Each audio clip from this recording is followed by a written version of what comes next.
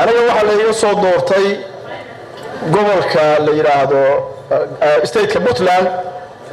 markii 2 sano aan ka soo wareegay ilaa saacada waxaan ahay nin deemaysan deyn baa igu leeyahay sababta la igu leeyahay waxay tahay ergaday soo dooratay iyo hoteeladoodii iyo lacagtii la siiyo ahay transportkoodii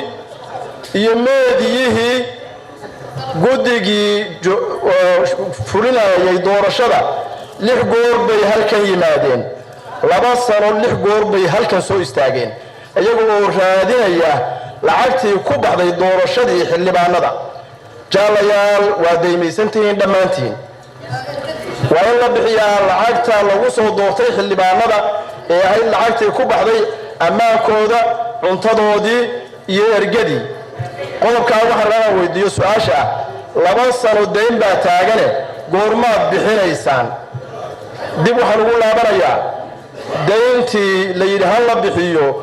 miisaaniyadii aanu ansixinay 8 milyan baa waxay ahayd lacag la yiri waa deymo la bixinayo 8 milyan hadii laga waayay ergadeydii soo dooratay wixii ku dhacay xagee la mariyay jale waxaan rabaa inaan tala soo jeediyo talada kaga baxo buugaani wuxuu u baahan yahay buug kale oo lagu mataareeyo buugii miisaaniyadda ee aanu ansixinay iyo xisaab xirku waa inay iswaafaqsan yihiin haddii kale waxaa meesha imaanaysa doog faylan run ma